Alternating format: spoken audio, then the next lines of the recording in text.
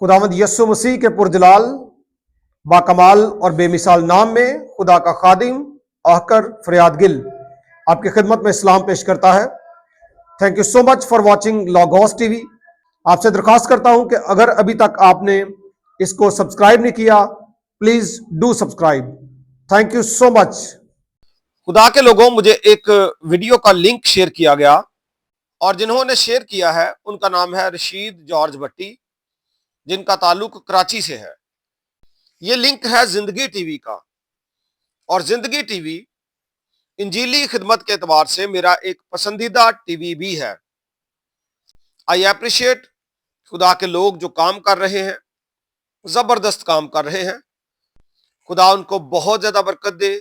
बहुत सारी दुआएं और बहुत सारी मोहब्बत जिंदगी टीवी की पूरी टीम के लिए।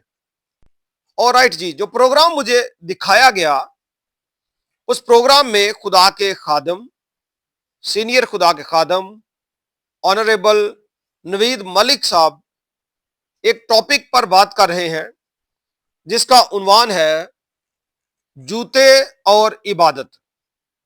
इस टॉपिक पर उन्होंने मुफस्सल तालीम दी है। उन्होंने अपना पॉइंट ऑफ व्यू पेश किया है जूते के ताल्लुक से, और उनका जो कंक्लूजन है वो यही है कि आप जूते पहन सकते हैं इबादत के दौरान में। बहुत अच्छी रिसर्च है, उनकी एक कन्विक्शन है इसके ताल्लुक से। खुदा अपने बंदे को और ज्यादा बरकत दे। बहुत से अच्छे टॉपिक्स वो पेश करते हैं। खुदा उनको अपने जलाल के लिए कसरत के साथ इस्तेमाल करे। ये बात उनकी अपनी थी कि ताजीमन जब वो माबूदे हकीकी की हजूरी में इबादत के लिए जाते थे तो वो अपने जूते ताजीमन उतारा करते थे। ये कोई ऐसी बात नहीं थी कि खुदा ने बुजुर्ग मूसा से कहा हो कि मूसा, अब कौम बनी इसराइल को तू ये नसीहत कर कि जब भी वो मेरी इबादत के लिए आए तो अपने जूते उतार कर आया करें। नहीं, इस तरह को कोई दस्तूर या कोई शरीयत हमें नजर नहीं आती। मैं भी आपको इसके ताल्लुक से तालीम देना चाहता हूं। आइए पहले किताब मुकद्दस के वाकयात पढ़ते हैं। पहला है खरूज की किताब के 3 बाब में, जब मुकद्दस मूसा से खुदा ने मुखातिब होकर कहा था 5वीं आयत में, तब उसने कहा, इधर पास मत आ, अपने पांवों से जूता उतार, क्योंकि जिस जगह तू खड़ा है वो मुकद्दस जमीन है। मूसा के बाद ये वाकया यशवा के साथ भी पेश आया। मुकद्दस यशवा की किताब, उसका 5वां बाब और उसकी 15वीं आयत में अगर आप इसके पस मंजर को पढ़ें तो आपको पता चलेगा कि वहां पे जंग के दौरान में एक सिपा सलार नंगी तलवार लिए हुए उसके पास आया और यशवा ने उससे पूछा कि तू किसकी तरफ से है, हमारी तरफ से या हमारे दुश्मनों की तरफ से। और आगे 14वीं आयत में लिखा है, उसने कहा, नहीं, बल्कि मैं इस वक्त खुदावंद के लश्कर का सरदार होकर आया हूं। तब यशवा ने जमीन पर सरनगू होकर सिजदा किया और उससे कहा, मेरे मालिक का अपने खादम से क्या इरशाद है। और खुदावंद के लश्कर के सरदार ने यशवा से कहा कि तू अपने पांवों से अपनी जूती उतार दे, क्योंकि यह जगह जहां तू खड़ा है मुकद्दस है। सो यशवा ने ऐसा ही किया। और इसके अलावा इसका जिक्र अमाल की किताब के 7वें बाब में उसकी 33वीं आयत में आया है, और मुकद्दस स्टिफनस ने इसको कोट किया है, जहां पे लिखा है, खुदावंद ने उससे कहा कि अपने पांवों से जूती उतार ले, क्योंकि जिस जगह तू खड़ा है वो पाक जमीन है। यह मुकद्दस मूसा के वाकया को कोट किया जा रहा है। तो बाइबल मुकद्दस में यह बात की गई है, लेकिन यह बात याद रखें कि बाकायदा तौर पर इसका हुक्म नहीं दिया गया। जो वो फरमा रहे हैं वो दुरुस्त फरमा रहे हैं, लेकिन साथ में आपको यह कहना चाहता हूं कि बाकायदा इसको पहन के आने का भी हुक्म तो नहीं दिया गया। اتار کے آنے کے تو اشارے ملے, پہن کے آنے کا حکم نہیں ہے. اور اگر آپ جیوش ہسٹری کا مطالعہ کریں, ان کے ربیوں کو دیکھیں, جو کاہن تھے ان کا مطالعہ کریں, ان کی زندگی پر غور کریں, ہسٹری کا جائزہ لیں, تو آپ اس بات سے واقف ہوں گے کہ جیوش جو تھے اپنی ہیکل میں, خدا کے حضور میں جب وہ جاتے تھے تو جوتے ریموو کر کے جاتے تھے. اور اس کے پیچھے پس منظر یہی تھا کہ خدا نے موسیٰ سے بھی کہا اور یشوع سے بھی کہا کہ تو اپنا جوتا اتار. جیوش ایک کتاب ہے مدراش, اس کا مطالعہ کریں تو آپ کو پتا چلے گا کہ وہ بیر فٹ خدا کے حضور میں آتے تھے. اور بھی بڑے سارے ریفرنسز ہیں مشنا کے, تالمود کے, جو ہمیں بتاتے ہیں کہ جیوش اور خاص طور پر کاہن خدا کے حضور میں جاتے ہوئے اپنے پاؤں سے جوتا ریموو کرتے تھے. خدا کے خادم نے ایک نقطہ ویسٹ کے تعلق سے دیا, چونکہ وہ آج کل ویسٹ میں ہے, تو جو انہوں نے کہا وہ آپ سنیں. اور کرسچینٹی جہاں کہیں ہے, میں چونکہ مغرب میں ہوں تو میں مغرب کی بات کروں گا کہ یہاں لوگ جوتے پہن کر عبادت میں جاتے ہیں. اگر کوئی ایک آدھ باہر اتار کر جاتا ہے نو پرابلم, لیکن ذرا عجیب لگتا ہے نا کہ کوئی ایک آدمی شاید اپنے آپ کی بابت سمجھتا ہو کہ میں اچھا ہوں, یہی طرز عبادت ہے. نہیں, مغرب میں لوگ چرچ جاتے ہیں جو جاتے ہیں. میرا یہ ماننا ہے کہ ویسٹ کا کلچر جو ہے وہ ادھر کے لیے ٹھیک ہے, اور ایسٹ کا جو کلچر ہے وہ یہاں کے لیے ٹھیک ہے. یہ میری ذاتی قائلیت ہے, کنوکشن ہے. لیکن وہ ویسٹ کو چونکہ مخاطب نہیں کر رہے, وہ مخاطب تو ہمیں کر رہے ہیں, پاکستان کے لوگوں کو یا ہندوستان کے لوگوں کو, ادھر کے لوگوں کو مخاطب کر رہے ہیں.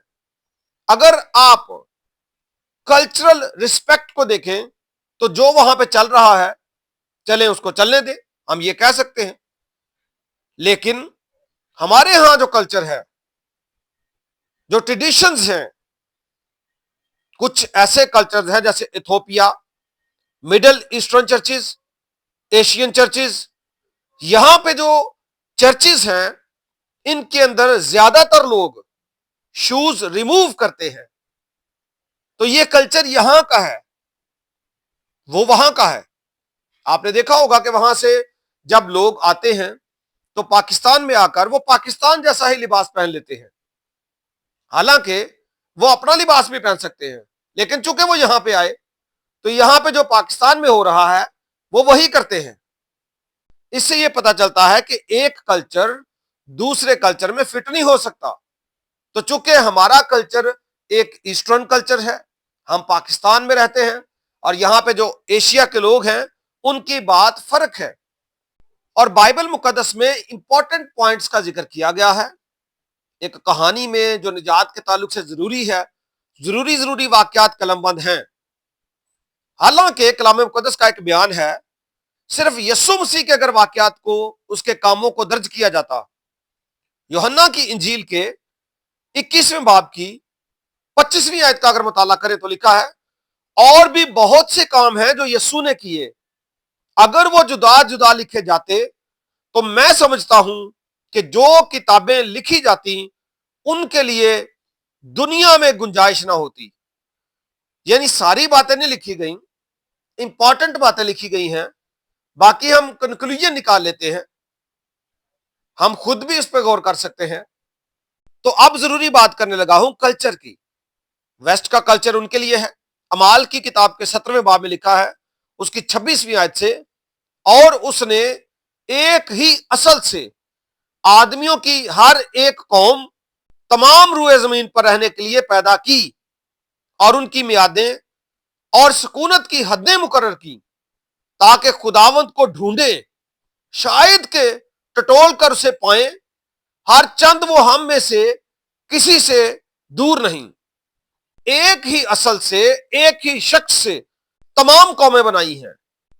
اگر آپ پڑھیں مزید متی کی انجیل کے 28ویں باب کی 19वीं आयत में लिखा है, बस तुम जाकर सब कौमों को शागिर्द बनाओ, यानी सब कौमों को, और उनको बाप और बेटे और रूहुल कुद्स के नाम से बपतिस्मा दो। और मुकाशवा की किताब के 7वें बाब की 8वीं आयत में लिखा है, इन बातों के बाद जो मैंने निगाह की तो क्या देखता हूं कि हर एक कौम और कबीले और उम्मत और अहले जुबान की एक ऐसी बड़ी भीड़ जिसे कोई शुमार नहीं कर सकता, सफेद जामे पहने और खजूर की डालियां अपने हाथों में लिए हुए तख्त और बर्रे के आगे खड़ी है और बड़ी आवाज से चिल्ला चिल्ला कर कहती है कि निजात हमारे खुदा की तरफ से है जो तख्त पर बैठा है और बर्रे की तरफ से है। मैं आपको बताना चाहता हूं कि तमाम जो कल्चर्स हैं, जो कौमें हैं, उम्मतें हैं, खुदा वहां से लोगों को चुनता है।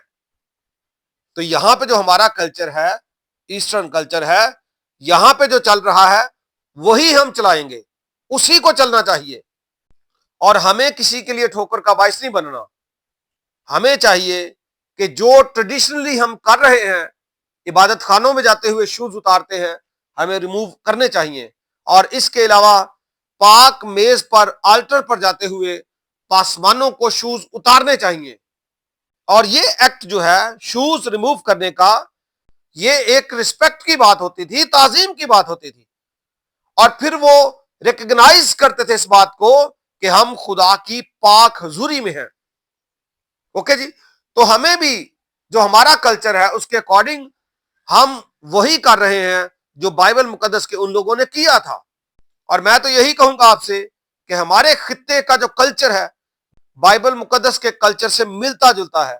इसलिए हमें खुदा के हुजूर में आते हुए अपने शूज रिमूव करने चाहिए। और खास तौर पर यानी स्पेसिफिकली जब आप आल्टर पे होते हैं, मज़बा पे होते हैं और खुदा के कलाम को प्रीच करते हैं, या आप पाक मेज पे होते हैं, तो हमें शूज रिमूव करने चाहिए। Thank you so much.